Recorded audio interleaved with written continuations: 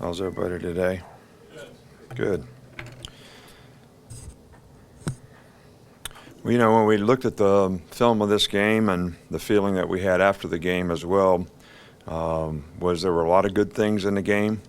I think probably the best thing was, our players really played hard in the game. We're really physical. It was a physical game on both sides of the line. Our offensive line got some good movement when we needed to, and we had balance on offense. And, the defensive front kind of controlled their running game, which was, sort of their forte. I think the team had fun playing together, which was good to see. It's always exciting as a coach when you think the players are out there having fun, hand on a hat.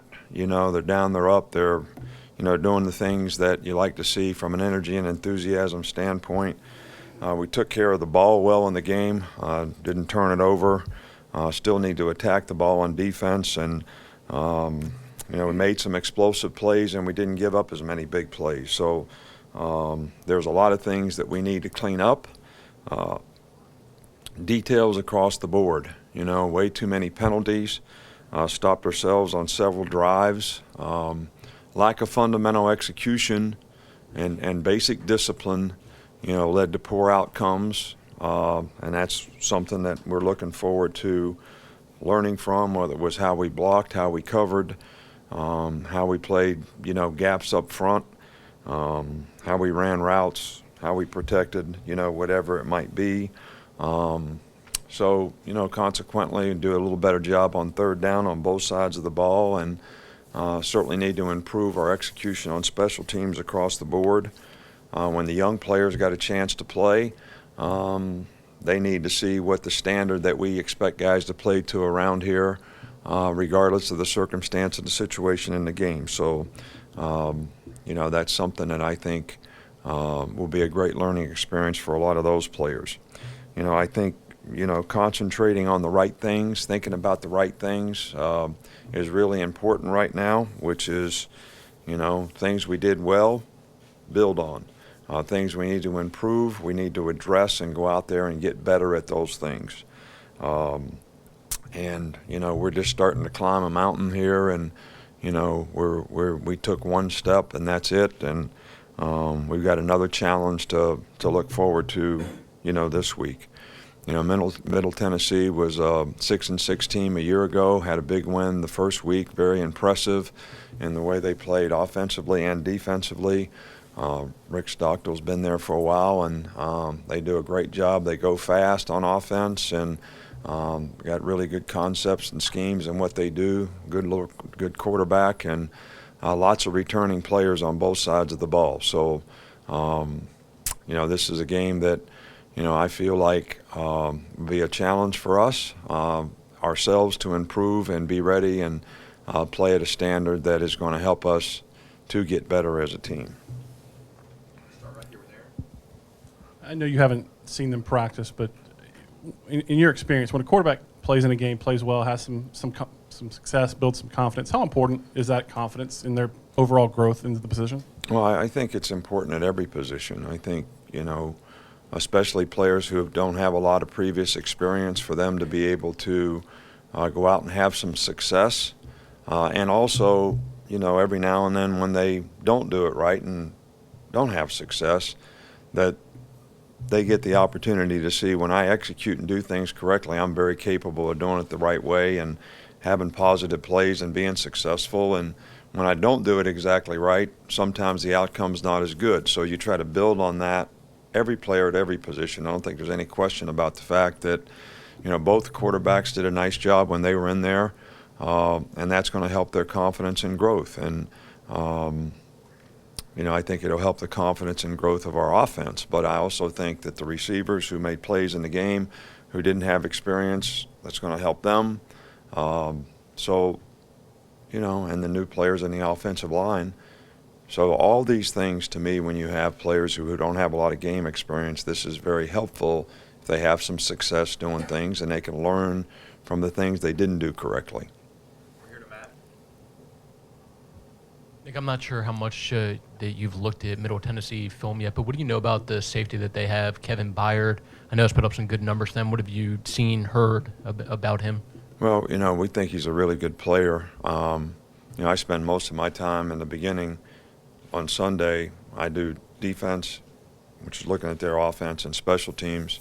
And then later on, like today and tonight, I look at their defense for our offense. But so I haven't watched them a lot yet, but the guy made a lot of interceptions and very good player from everything we understand.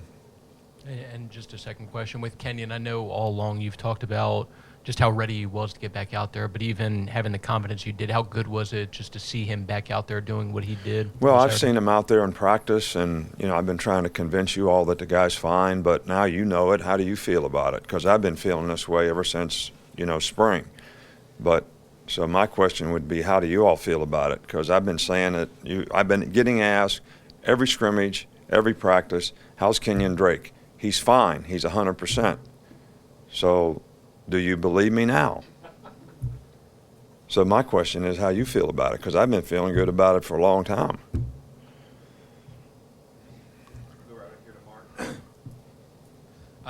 Two quick ones, if I may. Jabril Washington was at the game but not dressed out. Was he injured or something else going on there? Yeah, Jabril sprained his knee in Thursday practice, and it's not something that's a surgical knee, but it is something that's going to keep him out for a couple weeks.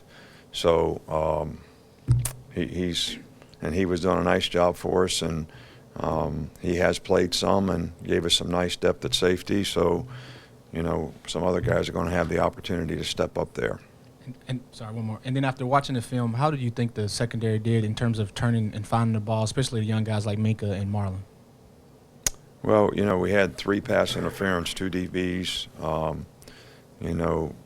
unnecessary penalties that were probably caused by lack of fundamental discipline and executing technique.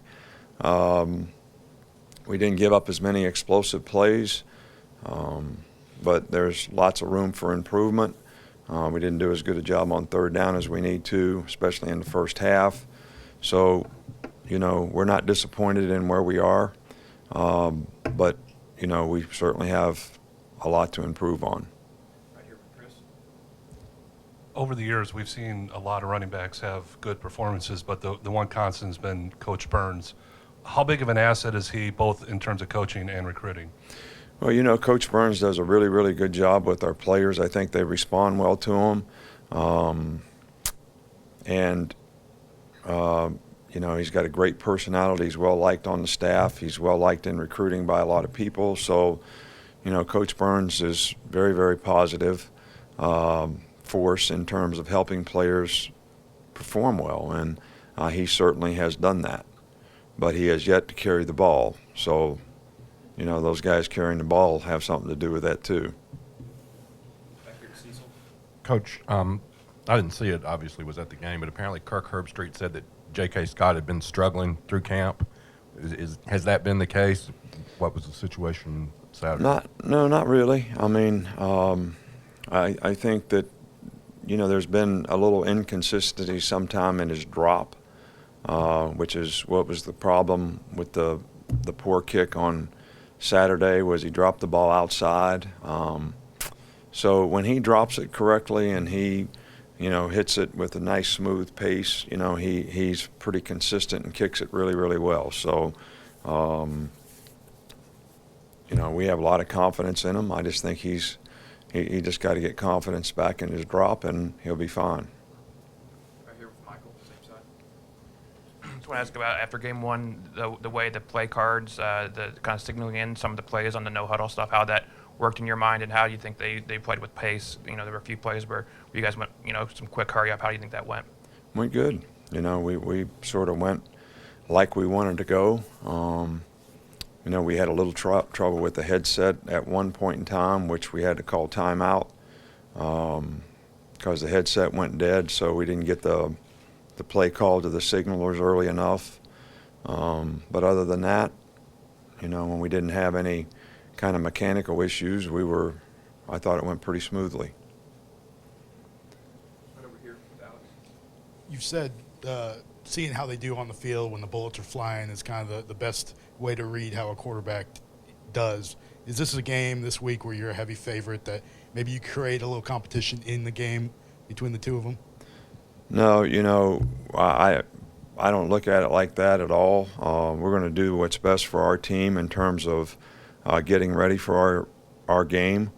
And I don't think the fact that, here's the one thing that everybody's got to keep in mind. All right, everybody's got a good football players, and everybody needs to respect the opponent. All right, and I don't care if we're favored in a game or not favored in a game. The most important thing for our players is to focus on what they need to do to play their best. All right, so we took one step up on the climb, all right, and we need to improve significantly. All right, so we're not approaching this game like it's the most important game of the season for us because it's the next game, and it's the next opportunity for us to get better. So we're not trying to create anything based on who we're playing because we respect who we're playing. And I suggest that everybody else does too. I mean, they just put 700 yards or something on the team. So, we respect that, and we respect what they do. We respect their players, and we respect their coaches. They go fast. It's going to probably be a hot day. I mean, we got lots of issues and a lot of problems to deal with just in creating the kind of performance that we want to create without creating something else.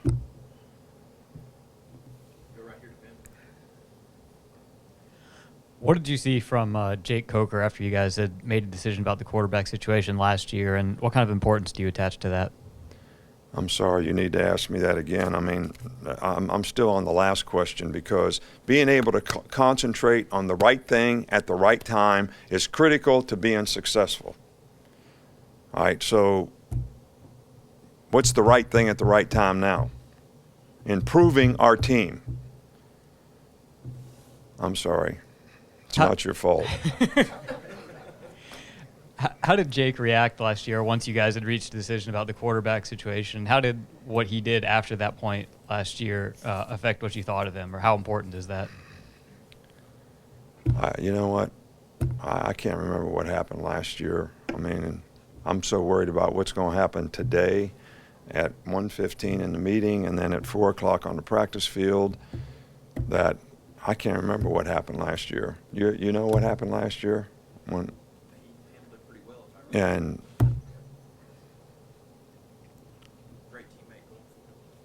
so, but I don't understand the innuendo there either because nothing's really changed in terms of those two guys. They both had an opportunity in a game. We were happy with the way both of them played. There were things that both could do better, and our focus is on improvement with them. So hopefully they handle their circumstance and go out there and focus and concentrate on the right things at the right time so they can improve. Just kind of going off of that, you said before the season started that teams can be successful playing two quarterbacks, especially when they have differing styles. When Cooper is out there, certain to seem a little bit of a different way that you guys played compared to Jake. What does he kind of bring to the table in terms of his athleticism and what you can do speed-wise with him out there? And how much of a benefit is it to have two guys that you can play, forcing other teams to kind of have to prepare for two different styles? Well, I think you answered your own question there by talking about how athletic the guy was and how he can move and, how the other guy can pass the ball. And so, I don't know what I'm supposed to answer because you already answered your own question. I think it does create something for the other team when you have two different guys that have two different styles, but you answered that too. Hey, Coach, given the makeup of this receiving core, were you happy with the way the ball was distributed on Saturday in the passing game? Well, the way the ball gets distributed in the passing game is not, all right, we're going to throw it to number 8 this time. All right, now this time we're going to throw it to number 13. All right, now the next time we're going to throw it to number 3. You call a play, you don't know what coverage they're going to play, and then the quarterback throws the ball to the right guy based on the coverage they're playing. So one guy could get 10 opportunities totally unscripted, and another guy could get 2. So I'm glad that a lot of guys got an opportunity to catch balls and make plays because I think that will help them develop and improve their confidence. But you can't really sort of make sure that happens You know, you can even call a play and put a guy in a position and say, okay, this play is designed to get the ball to number 17. And then they take 17 away and number 13 gets it. So we were pleased that a lot of guys were involved. A lot of guys got to catch passes to help improve a part of our team that does not have a lot of experience. Coach, how'd you feel about Ross's play on the offensive line, him starting Saturday? How'd you feel about how he played? Ross Perspark, you're talking about? Ross did a nice job. I thought the whole offensive line did a good job. You know, we got to get our hands inside. We got to block movement a little bit better. A couple times we, you know, sort of overset and pass pro and, you know, got some pressure in the pocket that we don't need to have. But I was really pleased with, you know, the movement, the toughness, how physical we played up front. Didn't make a whole lot of mental errors. So those are all things that we can build on. But Ross did a nice job. Thanks, Coach. All right, thank you.